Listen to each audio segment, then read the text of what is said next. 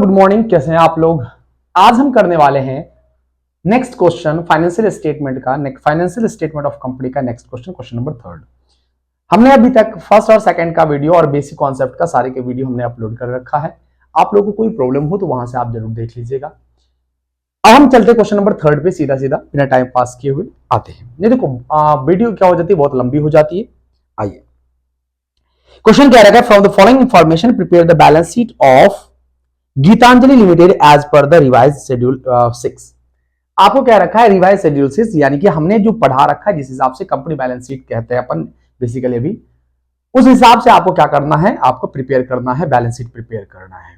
पहले हम पढ़ते थे हॉरिजॉन्टल, अब पढ़ रहे हैं वर्टिकल। बैलेंस शीट का कुछ फॉर्मेट हमने बता रखा है, सीधा करते हैं अपन, क्वेश्चन करते हैं बेटा। फॉर्मेट आपको कुछ इस प्रकार से बनाना होगा।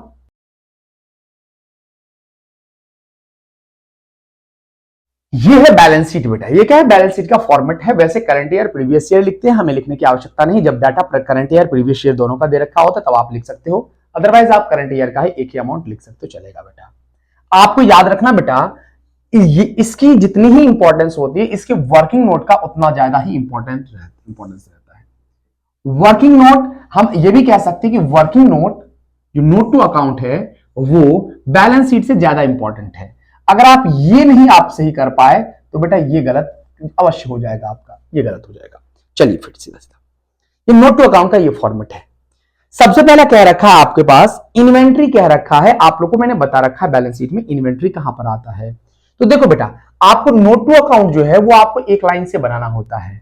तो मैंने एक अपने हिसाब से कुछ स्पेस छोड़ रखा है कि इनमें और भी चीजें आएगी। मैंने कुछ स्पेस छोड़कर यहां पर सीधा लिख दिया बेटा कि ये इन्वेंट्री कहां पर आता है। तो इन्वेंट्री आता है बेटा, इन्वेंट्रीज का एक अपना खुद का कॉलम है, तो इसका वर्किंग नोट बनाने का की आवश्यकता नहीं है। दूसरा क्या रखा है, इक्विटी शेयर कैपिटल।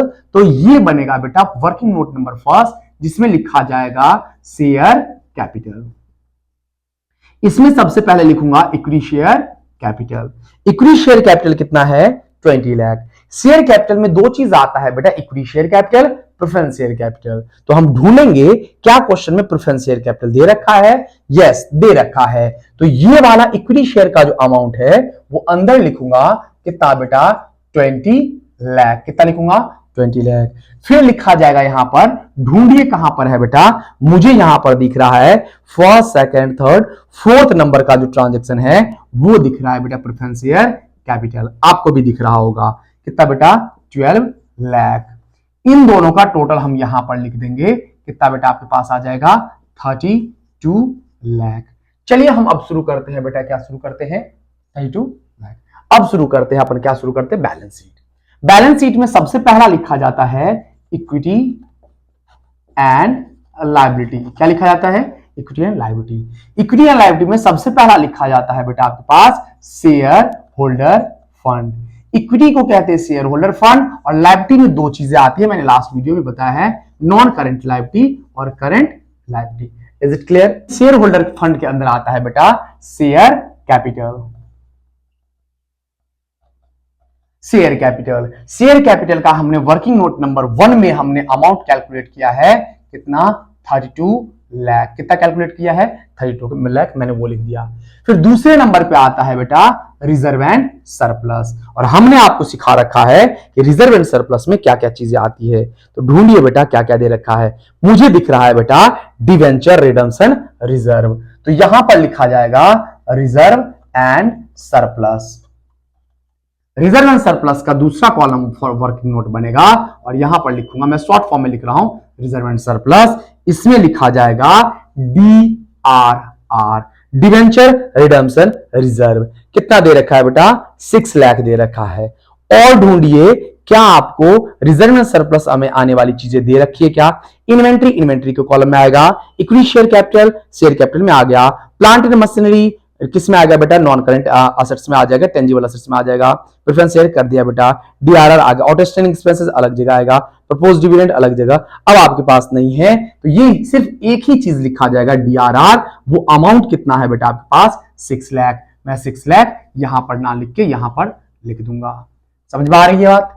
तो रिजर्व एंड सरप्लस में मैं 6 लाख मैंने ऐसे करके लिख दिया है, और इसका वर्किंग नोट नंबर 2 है तो मैंने 2 से शो कर दिया है।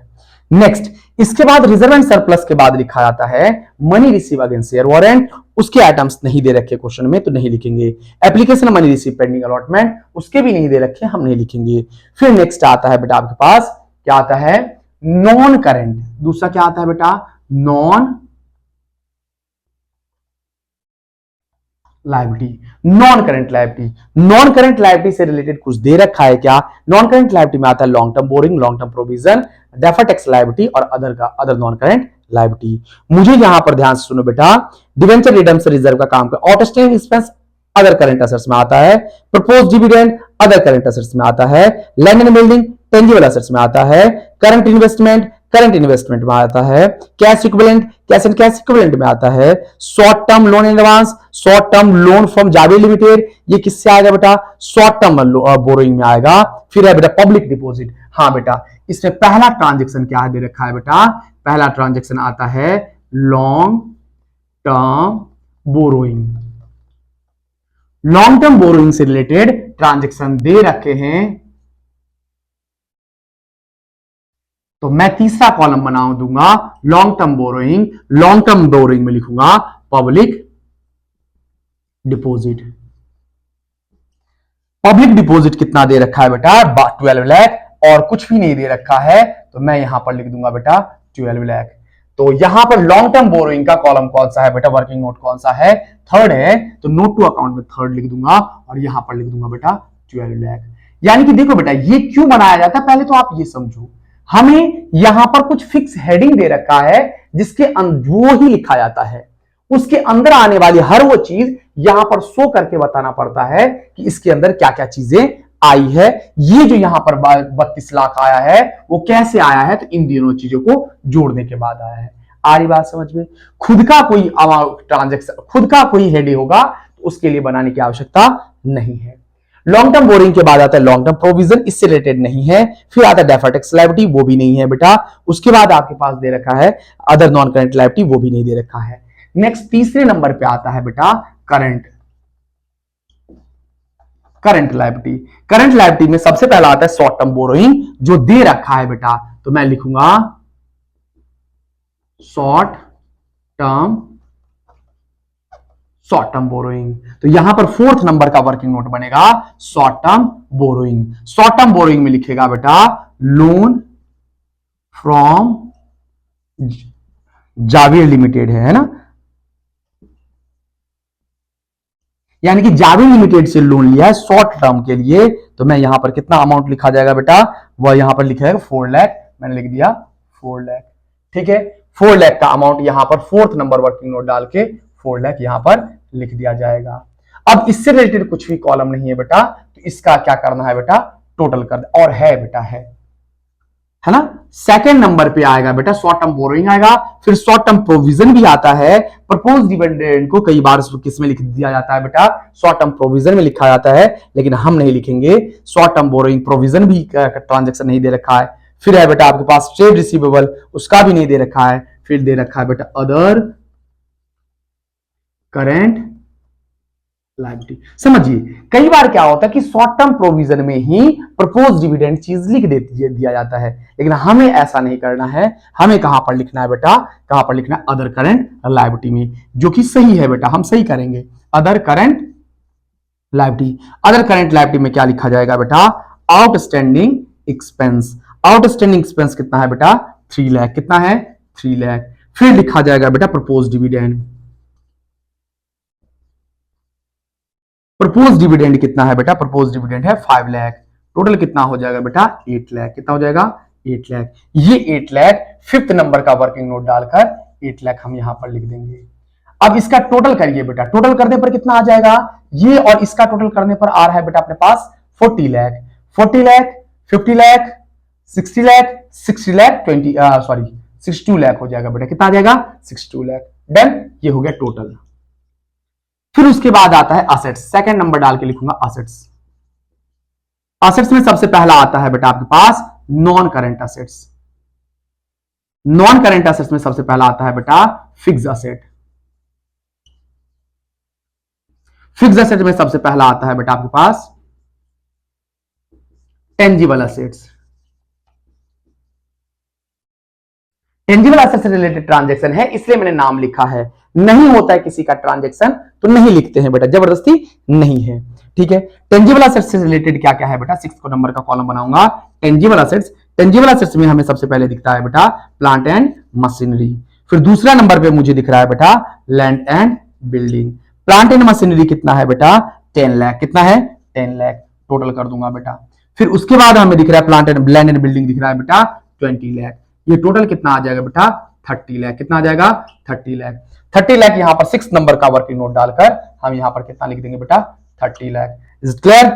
नेक्स्ट, उसके बाद टेंजिबल एसेट्स के बाद आता है इंटेंजिबल एसेट्स, जिसमें गुडविल कॉपीराइट पेटेंट वगैरह लिखा जाता है, वो नहीं दे रखा है, हमें बनाने की जरूरत नहीं है। फिर आता है बेटा नॉन करेंट इन्वेस्टमेंट आता है।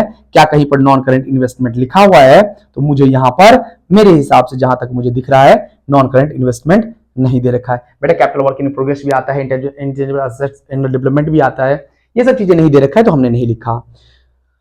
फिर उसके बाद चलते हैं बेटा सीधे सीधे अपन चलते हैं कहां पर करंट एसेट्स में। दूसरे नंबर का क्या लिखा है बेटा करंट एसेट्स। करंट एसेट्स में सबसे पहला मुझे दिख रहा है बेटा इन्वेंट्री। क्या दिख रहा है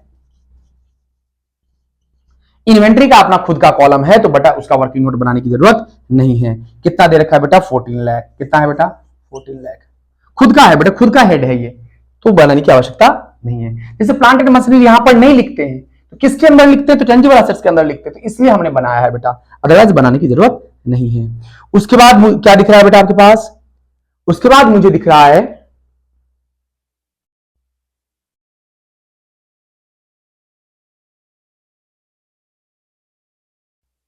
उसके बाद दिख रहा है करंट इन्वेस्टमेंट दिख रहा है बेटा। मुझे क्या दिख रहा है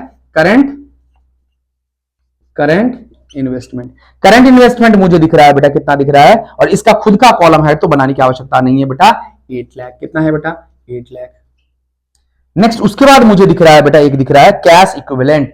थर्ड नंबर का डाल दूंगा बेटा कैश एंड कैश इक्विवेलेंट। हाँ, इसका चाहो तो बना सकते हो कि शॉर्ट फॉर्म में लिखा है, चाहो तो बना सकते हो, मैंने 7th नंबर का बना दिया कैश एंड कैश इक्विवेलेंट। उसमें लिख दूंगा बेटा कैश इक्विवेलेंट। कितना लिखूंगा बेटा, कितना दे रखा है कैश एंड कैश इक्विवेलेंट, कितना दे रखा है मुझे दिख रहा है, कहां दिख रहा है 10 लाख। कितना दिख रहा है 10 लाख, तो हमने यहां पर लिख दिया 10 लाख। और कैश एंड कैश इक्विवेलेंट में 7th नंबर डाल के कितना लिख दूंगा बेटा 10 लाख।